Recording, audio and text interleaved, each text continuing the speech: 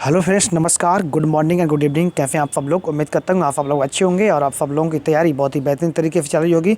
तो फ्रेंड्स, आज की इस वीडियो में डिस्कस करेंगे एमसीईआरटी क्लास 4th ईबीएफ। इसमें मैंने जो मोस्ट इंपॉर्टेंट फैक्ट लिए हैं, जो भी एग्जाम के पॉइंट हो सकते हैं, वो सब के सब इसमें हमने इंक्लूड किए हैं। तो आप लोगों के लिए ये वीडियो बहुत ही ज़्यादा इंपॉर्टेंट होने वाला है, तो बने रहिएगा हमारे साथ लास्ट तक। तो शुरू करते हैं आज का लेक्चर। बांस और रस्सी से बने पुल कहाँ पर पाए जाते हैं? तो ये पाए जाते हैं असम में। ये सीटेट के एग्जाम में पूछा गया क्वेश्चन है। असम में भारी बारिश होती है, जिससे कभी कभी जो है वहाँ घुटनों तक पानी भर जाता है। इसलिए जो असम के निवासी हैं, वहाँ पर बांस और रस्सी के सहारे 10 से 20 फीट ऊंचे अपना घर बनाते हैं और घर के अंदर लकड़ी का यूज करते हैं, जिससे मकान या जो घर है उनका और अच्छे से मजबूत हो सके। ट्रॉली का यूज कहाँ पर करते हैं? तो लकड़ी से बना झूला यह लोहे की रस्सी पर लगी होती है तथा पुली की मदद से इस रस्सी पर फरकते हैं बच्चे। इसमें 4 से 5 बच्चे एक साथ बैठ सकते हैं। सीमेंट की हम पुल की बात करें तो ये सीमेंट ईंटों तथा लोहे की फरियों से बने होते हैं। बल्लम, ये बहुत बार क्वेश्चन पूछा गया है। केरल में नदी पार करने के लिए प्रयोग किया जाता है। बल्लम लकड़ी की बनी एक छोटी नाव होती है। ठीक है, तो ये कहाँ प्रयोग की जाती है? केरल में। आपसे किस टाइप से क्वेश्चन बनेगा कि बल्लम लकड़ी की नाव बनी होती है, ये कहाँ पर प्रयोग की जाती है, किस राज्य में प्रयोग की जाती है और किस लिए प्रयोग की जाती है? तो ये केरल में प्रयोग की जाती है। और केरल में जो नदियाँ हैं उनको जो है क्रॉस करने के लिए, उनको पार करने के लिए बल्लम लकड़ी की जो है नाव बनाई जाती है, जो सबसे हल्की होती है, जिससे जो है वहाँ के जो निवासी लोग हैं वो नदियों को पार करते हैं। ऊँट गाड़ी और बैलगाड़ी, इनको एक साथ देखते हैं। देखिए, ऊँट गाड़ी का प्रयोग कहाँ पर करते हैं? ऊँट गाड़ी का प्रयोग हम वहाँ पर करते हैं जो रेगिस्तानी इलाका है। और बैलगाड़ी का यूज कहाँ पर करते हैं? बैलगाड़ी का यूज वहाँ पर करते हैं जो मैदानी इलाका है। तो ऊँट गाड़ी का प्रयोग राजस्थान में एक जगह से दूसरी जगह जाने के लिए किया जाता है। इसी तरीके से बैलगाड़ी का प्रयोग भी किया जाता है, लेकिन बैलगाड़ी का प्रयोग मैदानी इलाकों में किया जाता है, एक जगह से दूसरी जगह जाने के लिए या सामान ढोने के लिए। जुगाड़, यह आगे से मोटर बाइक की तरह दिखती है, पर पीछे से लकड़ी के फट्टों में से बनी होती है। आगे क्या होता है? आगे की सिंगल व्हील की जो है ट्रॉली रखी रहती है और क्रैंक शाफ्ट के माध्यम से जो पीछे वाले पहिए हैं वो दोनों ज्वाइंट होते हैं मोटर से, और जिस तरीके से पीछे वाला भाग होता है वो लकड़ी के फट्टे से निर्मित होता है और आगे जो है मोटर की तरह ये दिखता है। ठीक है, आपने देखोगे पहले गांव में रोड पे जो चलते थे जो है सवारी और सामान ढोने के लिए। ठीक है, अब तो खैर आपको एक का दुक्का कहीं मिल जाएगी देखने को। इसके बाद हम बात करें नेक्स्ट पॉइंट की। घने जंगलों में दिन में भी अंधेरा लगता है। उस सन्नाटे में पक्षियों और जानवर की आवाज़ें भी आपको सुनाई देती हैं। बर्फ़ पर पैर जमाते हुए ध्यान से चलते हैं, क्योंकि ताज़ी बर्फ़ में पैर धंस जाते हैं। अगर बर्फ़ जमी हुई है तो आप वहाँ पर फिसल भी सकते हो, तो इसलिए बर्फ़ पे जब भी हम लोग चलते हैं तो बहुत ही सावधानी से चलते हैं। ऊबड़ खाबड़ पथरीले रास्ते कहाँ पर पाए जाते हैं? तो ये उत्तराखंड में पाए जाते हैं। ये एग्जाम में क्वेश्चन पूछा गया था कि ऊबड़ खाबड़ रास्ते निम्न में से कहाँ पाए जाते हैं?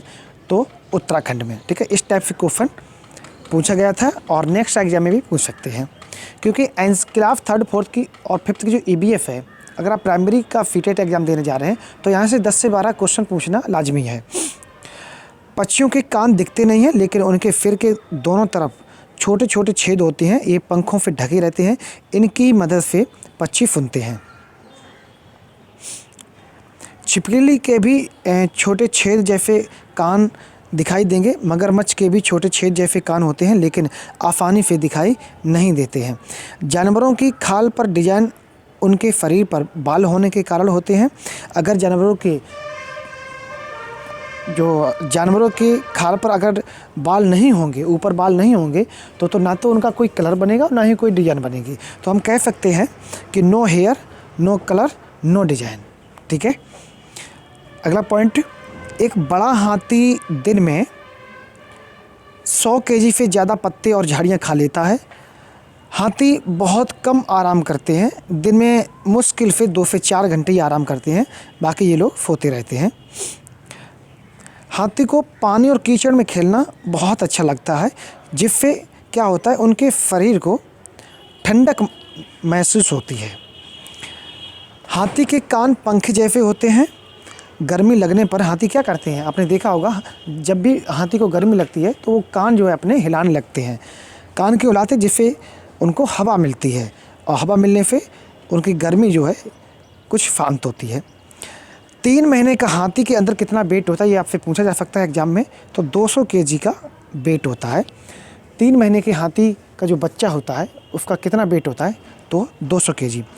हाथी का झुंड केवल हथनियाँ और बच्चे ही रहते हैं। झुंड की सबसे बुजुर्ग हथनी ही पूरे झुंड की नेता होती है।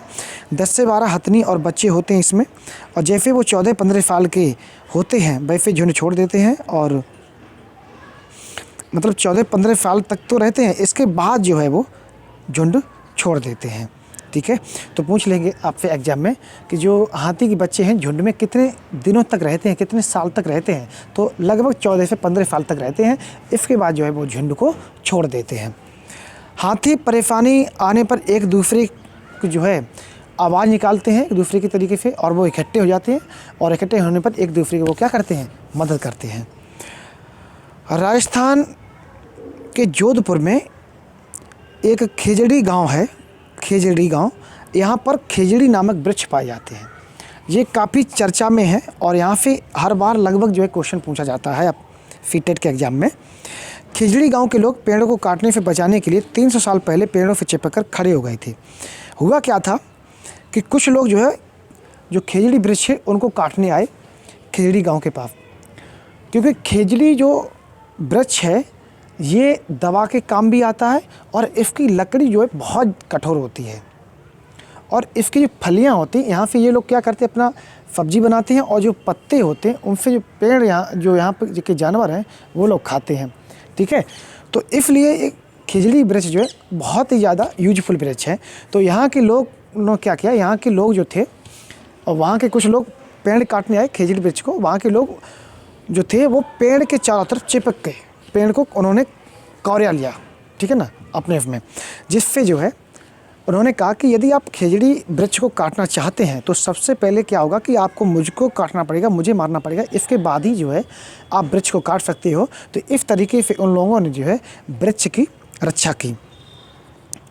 आज 3 साल के बाद भी यहाँ के लोग जो बिश्नोई कहलाते हैं पेड़ों और जानवरों की रक्षा करते हैं। ठीक है, और वहाँ के जो लोग हैं, यही क्वेश्चन पूछा जा सकता है, वहाँ के लोग जो हैं वो किस संप्रदाय से संबंधित हैं? तो ध्यान रखना, वहाँ के जो लोग हैं वो बिश्नोई संप्रदाय से रिलेटेड हैं। खेजड़ी गांव के लोग किस संप्रदाय से संबंधित हैं? तो बिश्नोई संप्रदाय से संबंधित हैं। तो ये खेजड़ी के बारे में हम बता चुके हैं।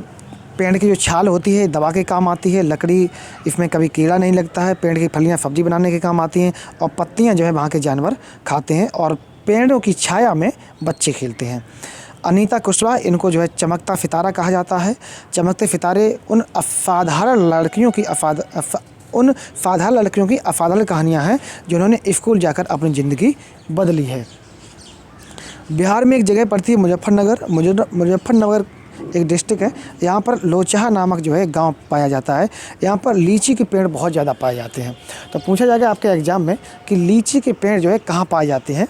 तो मुजफ्फरनगर के लोचहा गांव में। लीची के फूल मधुमक्खियों को बहुत लुभाते हैं, इसलिए इस क्षेत्र के लोग मधुमक्खी पालन जो है शहद के लिए करते हैं। मधुमक्खी पालन का सरकारी कोर्स भी होता है, जिससे आप उस कोर्स को करने के बाद जो है और बेहतर तरीके से शहद उत्पादन या मधुमक्खी पालन जो है कर सकते हैं। अक्टूबर दिसंबर ये 2 महीने जो है मधुमक्खी पालन के सर्वोत्तम महीने माने जाते हैं। ठीक है, ये सीटेट के एग्ज़ाम में क्वेश्चन पूछा भी जा चुका है कि मधुमक्खी पालन का सर्वोत्तम महीने कौन से माने जाते हैं? तो अक्टूबर और दिसंबर। अक्टूबर दिसंबर ये 2 महीने मधुमक्खी पालन के सर्वोत्तम महीने माने जाते हैं। लीची के फूल फरवरी में खिलते हैं। तो लीची के फूल कब खिलते हैं ये भी पूछा जा सकता है। तो ये फरवरी के मंथ में खिलते हैं। मधुमक्खी के एक बक्से में 10 से 12 केजी जो है शहद उत्पादित होता है। मधुमक्खी की अगर हम छत्ते की बात करें तो हर छत्ते में एक रानी होती है जो अंडे देती है, और छत्ते में कुछ नर मक्खी भी होती हैं। छत्ते में बहुत सारे काम करने वाली मधुमक्खियाँ भी होती हैं। ये दिन भर काम करती हैं, शहद के लिए फूलों का रस ढूंढती रहती हैं। जब किसी मक्खी को रस मिल जाता है तो ये एक विशेष तरह का डांस करती हैं, विशेष तरह के नाचती हैं ये, जिससे क्या होता है जो अन्य मधुमक्खियाँ होती हैं तो उनको भी पता चल जाता है कि भैया कहाँ पर रस की उत्पत्ति हो रही है, कहाँ पर रस मिल रहा है, जिससे वो सारी मधुमक्खियाँ क्या हैं वहाँ पर पहुँच जाती हैं। मतलब एक संकेत दे देती हैं अन्य मधुमक्खियों को। वे रस से शहद बनाती हैं, छत्ता बनाने का काम भी इन्हीं का काम होता है और बच्चों का पालना भी इन्हीं का काम होता है। नर मक्खी छत्ते के लिए कुछ खास काम नहीं करती हैं। चींटियां भी मिलजुल कर रहती हैं। चींटियों का काम बटा रहता है। जो रानी चींटियां होती हैं वो अंडे देती हैं। सिपाही चींटियां बिल का ध्यान रखती हैं और काम करने वाली चींटियां भोजन ढूंढकर जो है बिल तक लाती हैं। तो यहाँ पर एक क्वेश्चन ये बनता है कि चींटियाँ आपने देखे हैं एक कतार में चलती हैं, तो जो चींटियाँ हैं ऐसा कौन सा अम्ल छोड़ती हैं जिससे चींटियाँ एक दूसरे के उससे एक कतार में चलती हैं, ये आपको कमेंट करके हमें बताना है। सभी लोग इस क्वेश्चन का जवाब दें। दीमक और ततैया भी समूह में रहते हैं। अगर हम गांधी धाम की बात करें तो गांधी धाम कहाँ स्थित है, तो अहमदाबाद के गुजरात में स्थित है। बलसाड़ कहाँ पर स्थित है, ये भी गुजरात में है। कोझिकोड ये क्वेश्चन पूछा गया था, ये केरल में स्थित है। और मडगांव कहाँ स्थित है, तो गोवा में स्थित है। ये लाल मिट्टी के लिए प्रसिद्ध है।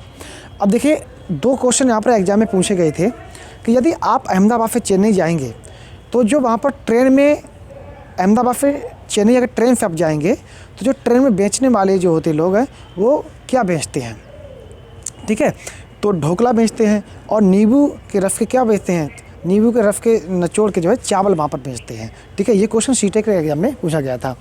और एक क्वेश्चन और पूछा गया था सीटेट के एग्जाम में कि यदि अहमदाबाद से आप चेन्नई जाते हैं तो निम्न में से कौन सी नदी नहीं पड़ेगी, इस टाइप का क्वेश्चन पूछा गया था। तो ऑप्शन क्या थे आप लोग कमेंट करके बताएं, हम ऑप्शन आपको दे रहे हैं। पहला ऑप्शन था गंगा, दूसरा ऑप्शन था कावेरी,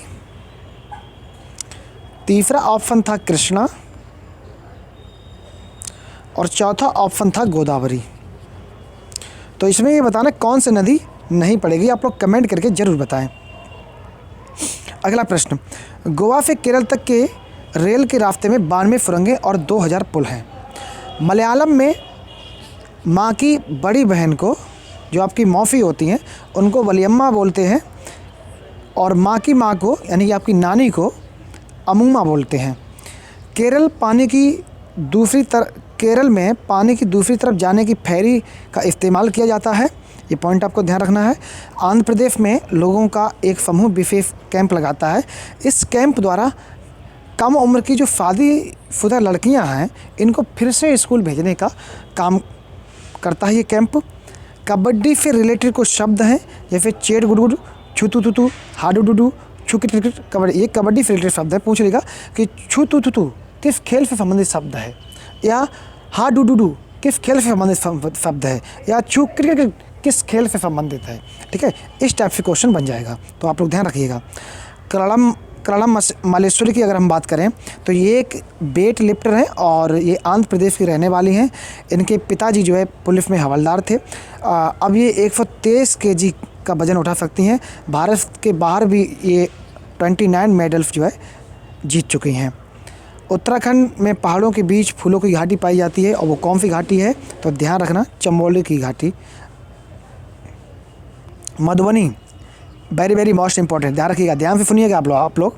सिर्फ आपको सुनना है फोकस बना के, ठीक है, लिखना कुछ भी नहीं है। सिर्फ अच्छे से अगर सुन लेंगे तब भी जो है आपका काम चल जाएगा।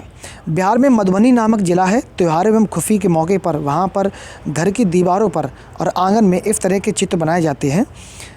यह चित्र पिसे हुए चावल के घोल, ये अंडरलाइन कर दे रहे, इसको ध्यान रखना, पिसे हुए चावल के घोल में रंग मिलाकर बनाए जाते हैं। इन रंगों को बनाने के लिए नील, हल्दी, फूल, पेड़ों के रंग आदि के इस्तेमाल किया जाता है। अब देखिए यहाँ पर सीटेट के एग्जाम में क्वेश्चन बना था, 13 के एग्जाम में फ़ायदा आया था क्वेश्चन कि मधुबनी की पेंटिंग में किस तरह का कलर यूज किया जाता है। तो चावल पीस कर जो है उनमें रंग मिलाया जाता है तरह तरह के, उस चावल के पिसे हुए रंग से जो है मधुबनी पेंटिंग जो है बनाई जाती है। और मधुबनी कहाँ पर पड़ता है, तो बिहार के अंदर पड़ता है, ध्यान रखना, बिहार के अंदर। बहुत बारी क्वेश्चन पूछा गया है, ठीक है, तो ये क्वेश्चन आप लोग जो है ध्यान रखना।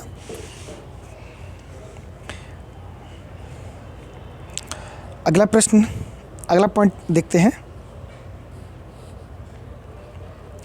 अगला पॉइंट हम आपको ऐसे बता, एक क्वेश्चन और पूछा गया था कि केरल के निकटवर्ती राज्य कौन से हैं।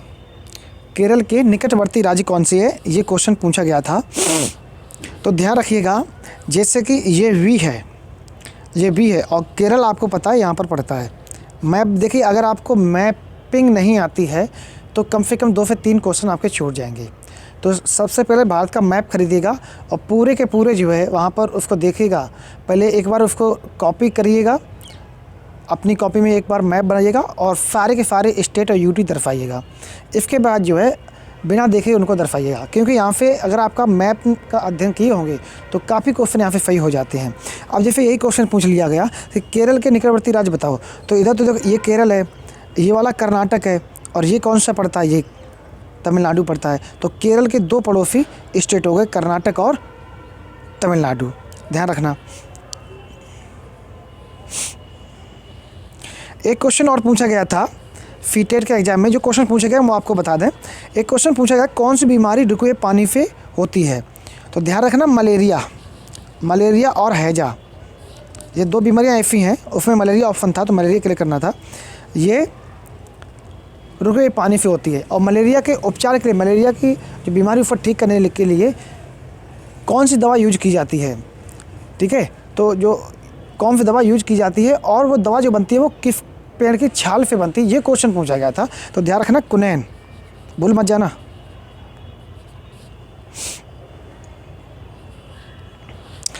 एक क्वेश्चन और यहाँ पर बनता है, कौन सा बनेगा कि जो रेगिस्तानी ओक होते हैं, रेगिस्तानी ओक, ये पेड़ कहाँ पर पाए जाते हैं, रेगिस्तानी ओक। ऑप्शन आपको दे रहे हैं, ऑस्ट्रेलिया, भारत, जापान और चीन। ये कहाँ पर पाए जाते हैं, फटाफट बताओ कमेंट करके। तो ये पेड़ पाए जाते हैं ऑस्ट्रेलिया में। ये कैसे पेड़ होते हैं, ये बरगद के टाइप पेड़ होते हैं। जैसे कि बरगद आपने देखा होगा, जो वहाँ पर जो तने देखा होंगे अपने, जड़ें टाइप की होती हैं, ठीक है ना। वो क्या होती है, ज़मीन के अंदर चली जाती हैं और ज़मीन के इतने अंदर चली जाती हैं, जो इतनी पेड़ की ऊंचाई होती है उससे 30 गुना अंदर चली जाती है, यानी जहाँ तक उनको पानी मिलता है, पानी तक चली जाती हैं जड़ें, ठीक है। जो रेगिस्तानी ओक होता है, जो ऑस्ट्रेलिया में पाए जाते हैं, इस चीज़ का आपको ध्यान रखना है, ठीक है। एक क्वेश्चन और पूछा गया था, EBS की फुल फॉर्म क्या है, EBF की फुल फॉर्म क्या है। तो EBF की फुल फॉर्म है एनवायरमेंटल स्टडीज़, ध्यान रखना। तो ये क्लास 4 की EBF समाप्त होती है। इसके बाद हम जल्द ही आप लोगों के लिए क्लास 5 की EBF भी अपडेट कर देंगे, ठीक है। वीडियो पसंद आया हो तो आप लोग वीडियो को लाइक कर दीजिएगा, ठीक है, ज़्यादा से ज़्यादा शेयर कर दीजिएगा। और यदि आप लोग चैनल पर पहली बार आए हैं, अभी तक चैनल को सब्सक्राइब नहीं किए हैं, तो चैनल को सब्सक्राइब करने के बाद बेल आइकन प्रेस कर लीजिएगा, जिससे आप लोगों को लेटेस्ट वीडियो की अपडेट मिलती रहे। Thank you for listening. जय हिंद, जय भारत।